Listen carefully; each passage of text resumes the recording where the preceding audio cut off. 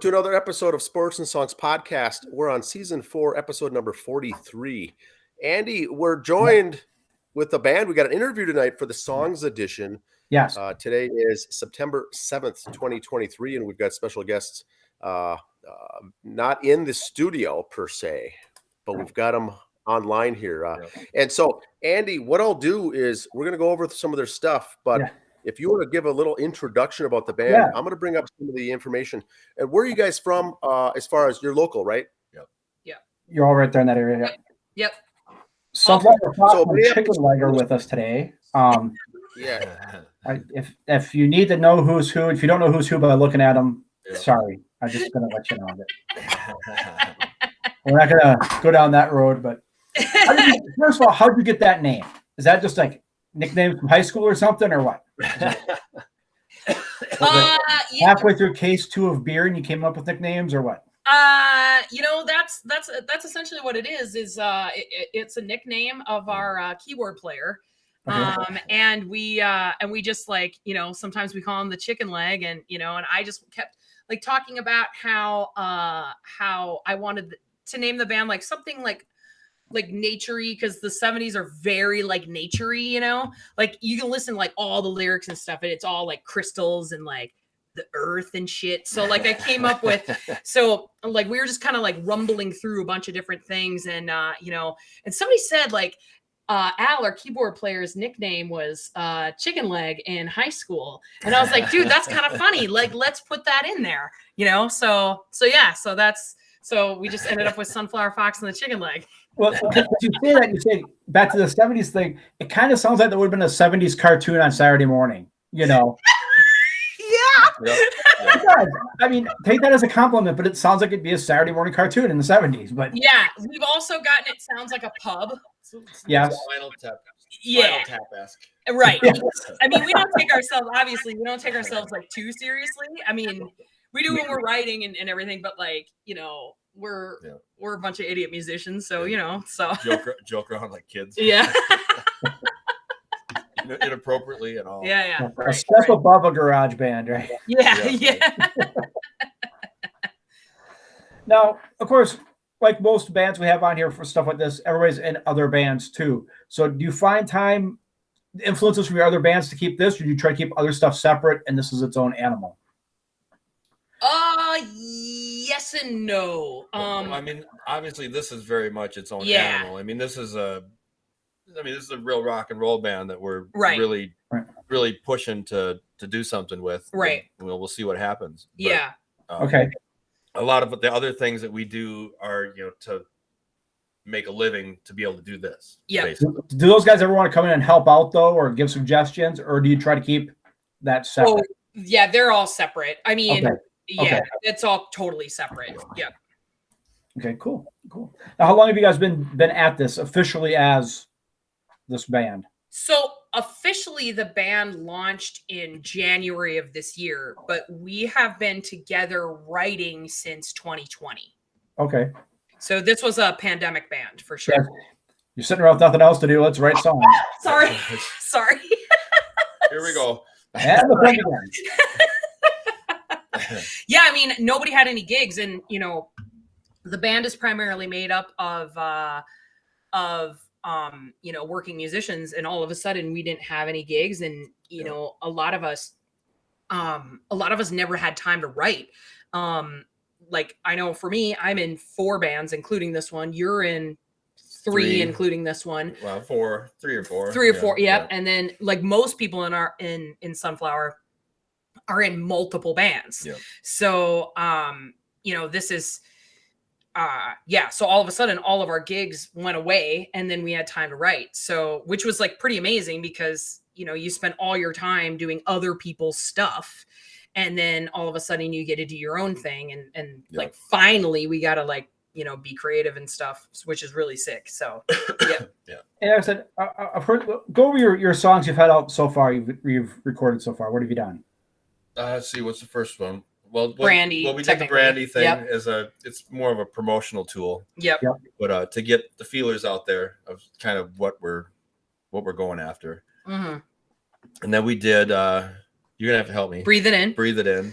was our first original one.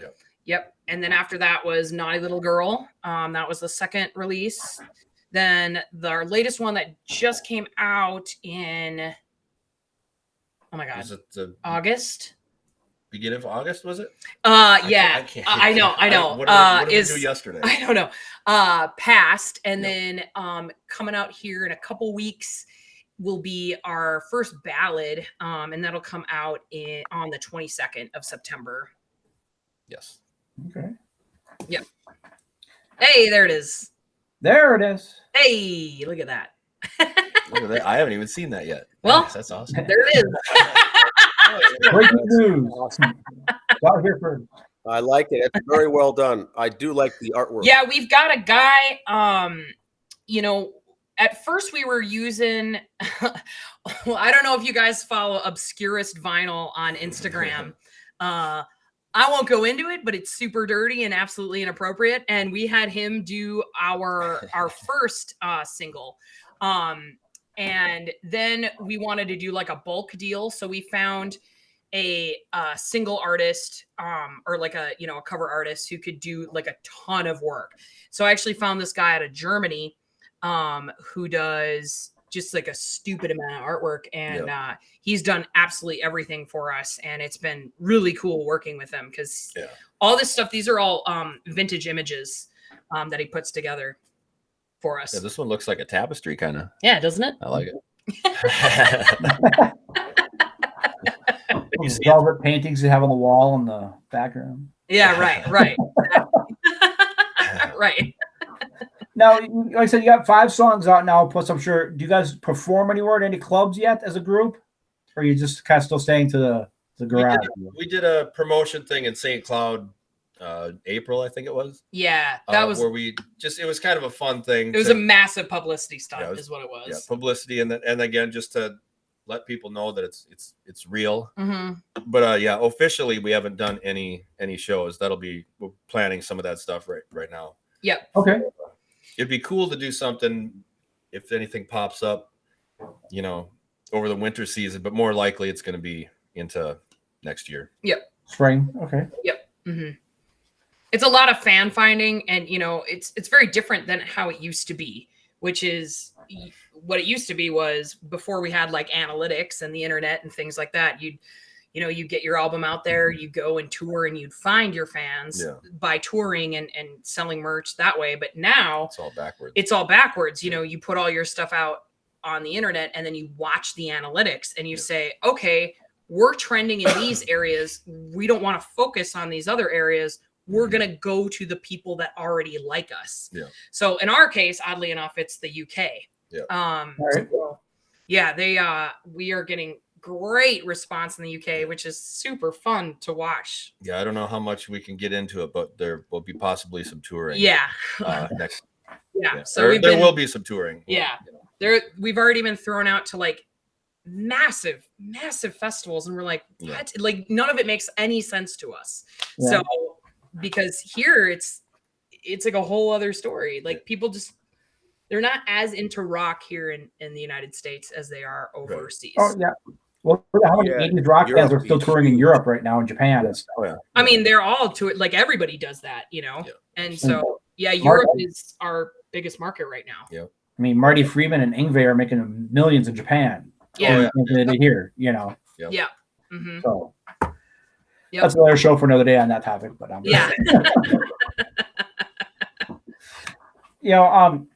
so how did you guys all find each other though? Like I said, you were just all different artists. You're all professionals at this. Then the world stopped. Mm-hmm. You all kind of knew each other from before and just kind of called each other around, or how'd that all work out? So there's actually kind of 2 phases of this band.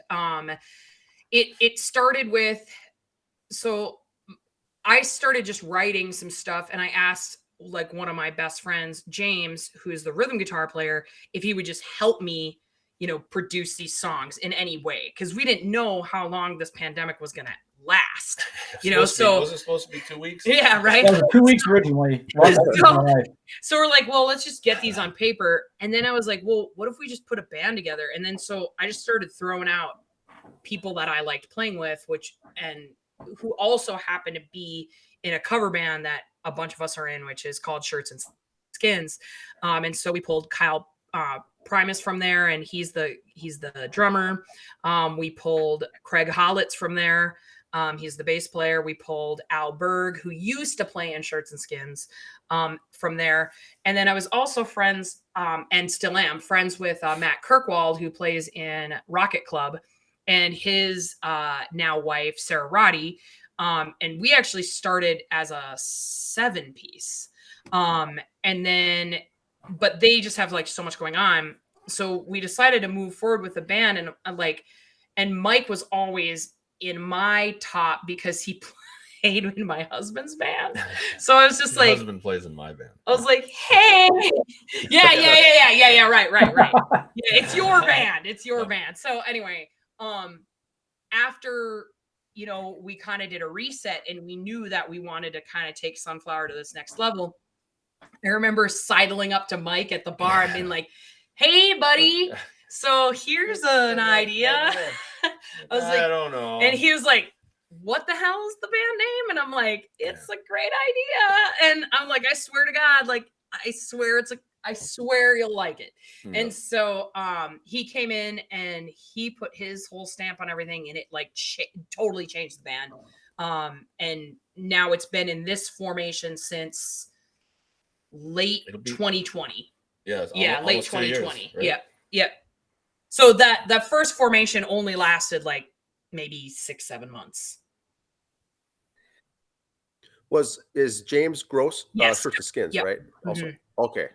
Yeah, I know Jamie, when the original singer with that group, I've seen those guys perform a few times. They've got a pretty good Facebook following as well. But so it's kind of an outgrowth of all these guys coming together that you guys have been around for a while.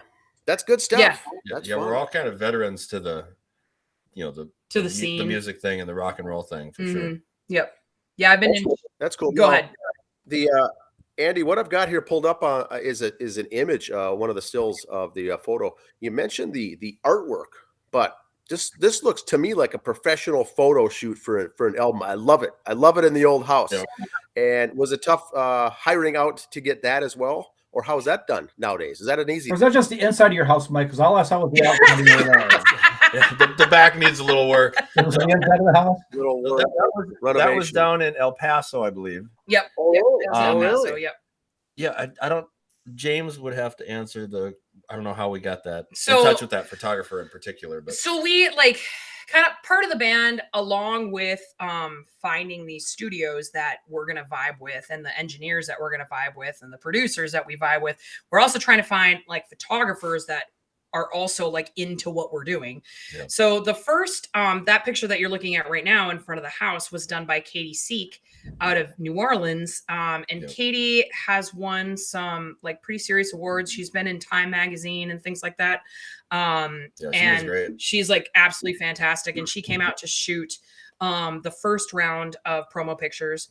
And then the one that you had called up before in the house in El Paso, that's by Raw Visuals. And those guys, those guys are out of El Paso. They were great too. And they were really, really cool. In fact, they did videos, they did tons of stuff. They stayed all day. Super it was professional, nuts. Super easy to work with. Yeah. Because I don't think any of us really enjoy being photographed, hate it. Especially in that type of setting, because you don't want to pose, you want to be natural, but they really made it comfortable. Yeah, all the photographers we've worked with thus far have been freaking spectacular. Yeah, it's good to work with professionals. Yeah, no, they're yeah. Yeah, I like those shots. It's awesome. Yeah. It tells a lot. It's very professional, clean look. Yeah. Mm-hmm. Yep. What I think is great with your music, and you can kind of hear the different songs. So like I said, you're all in other bands, and you all kind of bring a little bit of that each band into this one. A little bit, I think. Yeah, I mean, there's definitely the individual influences for sure. Mm-hmm. Even aside from maybe the other bands we're in, but the influences. I mean, we all have a eclectic. There you go. Yes. Collaboration. I mean, this is the greatest musicians I've ever played with, and it's been just there's been magic, especially in the studio settings when you're maybe not quite sure how something's going to go, when you're working on a song, or haven't maybe flushed something out entirely, and the magic has really happened with this band in the studio. And that's really how the end of the ballad ended up coming together. It was just going to be a straight ahead ballad, and then at the end, I think it was Al, our keyboard player, said, add in that, I think we're gonna add like kind of an outro ending, like songs like Layla, where they add like this massive outro. I think Maggie May does it too, where you just have these massive extra endings that they're not necessary, but why not? It works. So yeah, and that's everybody came up with that when we were down in Louisiana recording. Awesome. And you guys mainly a rock band, right? So have you done a ballad before, or is this the first time? I mean, like rehearsal. Yeah. I mean, we've all in all of our different cover bands, we've all sang a million ballads and played a million ballads. But original, original. Yeah, I mean, I know I've written some of them in my youth. I don't know if you have I mean, nothing I would ever show anybody, but yeah, I mean, these are the ones that I would put my name behind, otherwise you guys wouldn't see them. Right. You got to play something to warm up to, and now with these songs, I said, okay, Breathe It In. Me personally, when I heard that one, I heard a lot of 70s heart in that. Was that was heart like an influence for you as a singer, or Ann Wilson? Yeah. You can say that. Yeah, I get a ton of influence by Ann Wilson, Fleetwood Mac, the Runaways, all that kind of stuff, Patti Smith, Led Zeppelin, like all that kind of stuff that kind of happened. But, I grew up listening to Heart. My mom was a massive Heart fan. So, I mean, I think naturally because of my influence there, you're going to hear the Heart stuff, especially because of, the way I sing, obviously. Like I grew up listening to Ann. So of course, like I'm going to, sound like Ann. It doesn't help that I like kind of look like her too. So, I get pretty much in all of our comments, I get compared to Ann Wilson on a daily basis. So, so that's, which is not a bad thing. Yeah. That's but in fact, Andy, that's both of our favorite female vocalists. It's for both of us. We've both been big Ann Wilson fans. Love it. Oh, it's awesome. Like the guys, like, tell them about, like, everyone else has like totally different influences. Yeah, like like I'm kind of Aerosmith, Cheap Trick, Tom Petty. Yeah. Even like some of the 70s punk stuff. Yep. Just, like Thin Lizzy. Yeah. Thin Lizzy's good. There's like a ton of that all in there. It's all mixed in. I mean, there's even in the last song that we just released, Past, there's even a nod to Spinal Tap in there that we had to put in there just because we felt like we needed to. So, awesome. And it's all just like kind of tongue in cheek. I mean, like really the whole band is just a love letter to the 70s, Which is great because there's so many 80s bands are still around and the 70s kind of get forgotten about. And yet a lot of the 80s bands wouldn't be here if it wasn't for the 70s ones, Right. Yep. So you guys mentioned you don't have any tours yet. You got just these songs out on Spotify and YouTube, I take it? On all platforms. We're on every platform. Okay. Pretty much. You can find us on absolutely every single streaming platform. It's all there. Yep. Right now, we haven't talked to, but there's some guys, we won't name names, we don't know who it is. Some bands where they're at both bands. Like with me in Minneapolis and on tour, 80% of those guys are in both bands. Mm-hmm. So would you ever tour with people that you're in that other band with? Or would you want to try to be that separate if you ever went and did some shows somewhere? Like if we played with that makes sense or something? Like if you would you play with Shirts and Skins and then have Sunflower play afterwards? Well, I mean, Sunflower is like such a different animal than the bands that we're in. I mean, like, because the bands that we're all in, I mean, those are like it's like, think of it like our day job. I mean, those are like our day job. Yeah. So I would never. Yeah, different animals. Yeah, I would never, like, as much as I love singing in Shirts and Skins, I've been in that band for almost 7 years now. Sunflower would not be a good fit with it because we're doing like there'd be no reason to team up some of the different bands that we're all in. Right. Yeah. You know, this is its own thing, and we'll probably team up with some bands going on the road. So then you can, right. Earn each other's fan base and whatnot. Right. But I mean, yeah, like all the bands that we're all currently in, they're all cover bands. This is the original band. Cover bands, tribute bands. Yeah. Okay. Yep. Great. I don't have any more questions. Dan, do you have anything else? Yes, I was gonna have Kaity go through the personnel in the band, list what they play, and maybe some of their background or their influences as far as the current. Yeah. Group. So well, I'll do the band members, then I'll kind of do all the engineers and producers and stuff too. So James Gross, which we just talked about, like, so he's our rhythm guitar player.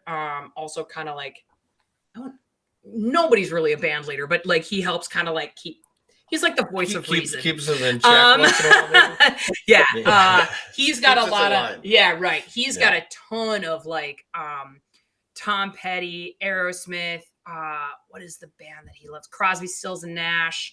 That kind of vibe that he definitely comes at it. He's really into right now. We're listening to a lot of Big Star and Fanny, which is a group that was like a girl group out of like 1972 that like we've all kind of started getting into. So he like really likes diving deep into that kind of stuff. And he's like, so he's like super into that kind of stuff. He also like kind of is the executive producer of everything and just makes sure that like, the ship is steered correctly. Right. And then we've got Kyle, our drummer, along with Craig Hollitz, our bass player. Like they're both like more prog guys. So they're coming at it from like, Rush and Rainbow and Dio and things maybe like that. Yeah. I mean, like a little bit more, I don't want to say math metal, but like, like at the beginning of prog rock. So they're like adding all that like kind of exciting craziness to it. And then our keyboard player, Al, he's got a lot of like Yes influences. And again, the Crosby, Stills and Nash and that kind of stuff. So he is like, we call him the master of ballads because he's so good at putting on like the chords and like the little flourishes that we need in a ballad. And that's kind of like where he's coming from. As far as our engineers, we've had Jay Wesley, who engineered some of the tracks that are on this first album.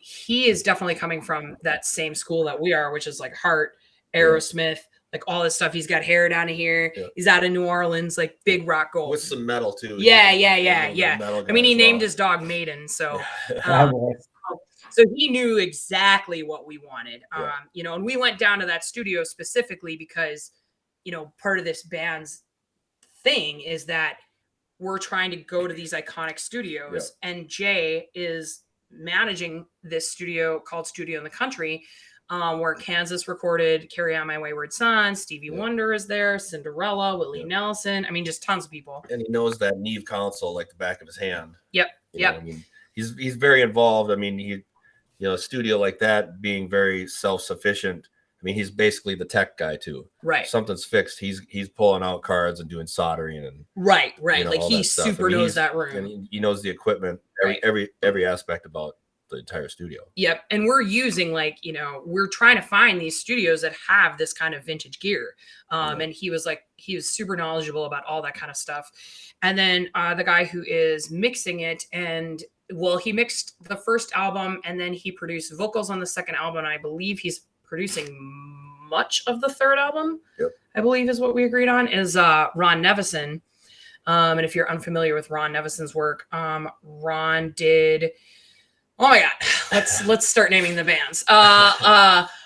Rolling Stones, Kiss, Heart, Bad Company, Meatloaf, Vince Neil, Zeppelin, The Who. He basically produced all of the 70s. So yeah, like everybody. That's crazy. He's got some awesome stories. Yeah, we literally can't believe speaking to us, let alone producing us. So he came into it after hearing Breathe It In, and and kind of took over from there.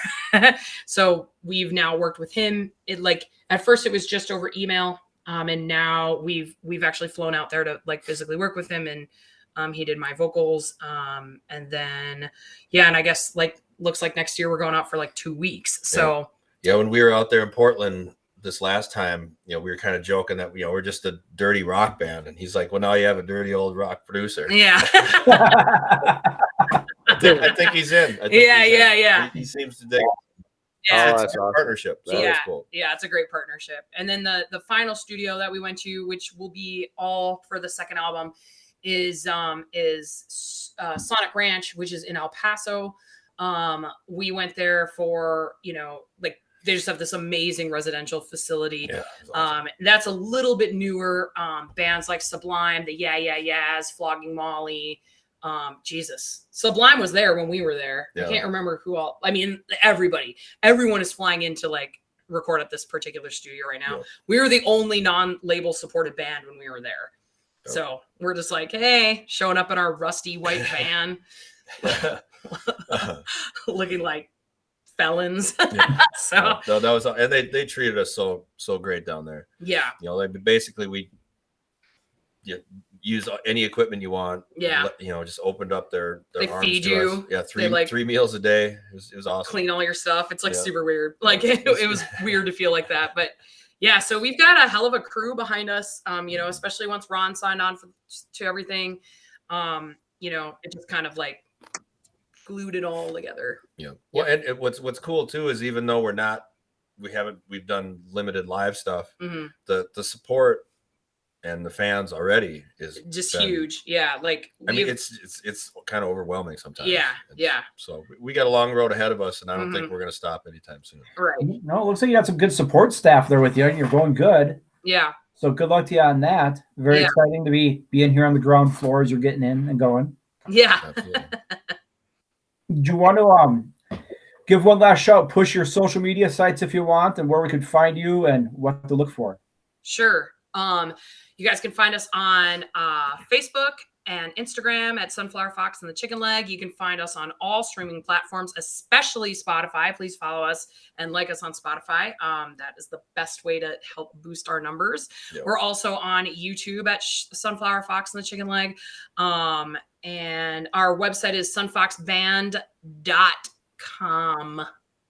Yes.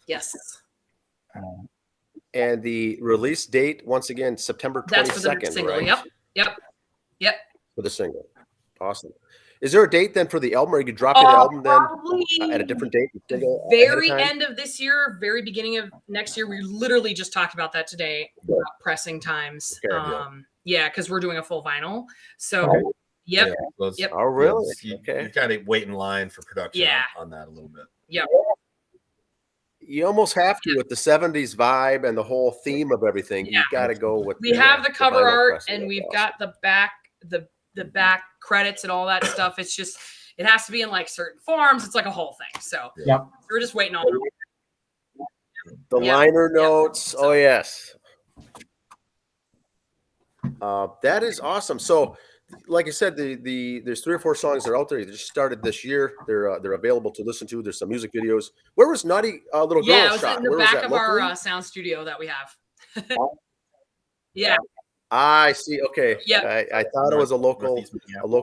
How about is Pachyderm still open in Cannon Falls? We just did stuff there. Yep. Yeah, we were there in July. Okay. June or July, we were down there. Yeah, we just did 2 more covers, and then Children's Hospital has this really cool program, and they actually followed us around with like a full camera crew all day, which was really cool. And that was like super fun. We did a ton of content and did a bunch of songs, and it was a blast. So yeah, Pachyderm is still open, and there's so much stuff happening, you forget what we're doing. It's like constant, like it's every single day there's like something new. I'm constantly being like, hey, we're being played in Israel. Hey, we're being played in the UK. Hey, we got to do this. Like it's just, hey, we have a photo shoot with foxes down in this preserve. I made him do a photo shoot with a bunch of foxes last year. I love it. That is good. Now, and then whose dog is it on the cover of the other song? The white dog. Whose is that? That's that's probably maiden. Oh, It's got to be don't tell me I maiden. got it wrong. It was that one wasn't a fox. That Oh, was a that's dog. Kyle's. The camper, I think, wasn't it? Yeah. Kyle's got 2 dogs named Tito and Timmy. That's okay. And then the other dog you might see in pictures is Jay Wesley's dog, Maiden, who's like a German short hair pointer. Yeah. That's great name for a dog, awesome. a rock dog, Maiden. Love it. Well, we know you guys are busy and you're doing good things here. We're going to promote this and get you guys out there. You've got some good stuff. I love the sound. It's very 70s. It's very heart comes out, like Andy said. And it's different because you don't hear a lot of that nowadays. So that's what I like about it too. It's familiar but different. Yeah. No, it's refreshing. Real songwriter. Yeah. I like it. All right. Well, Kaity and Mike, thanks again for coming on the show. We enjoyed it. Love the hams. Love the hams beer. And wish you continued success here on the awesome. On Thank the you guys. the upcoming Talk to you guys later. Take care. All right. Yeah. Bye-bye. See you guys. Have a good one.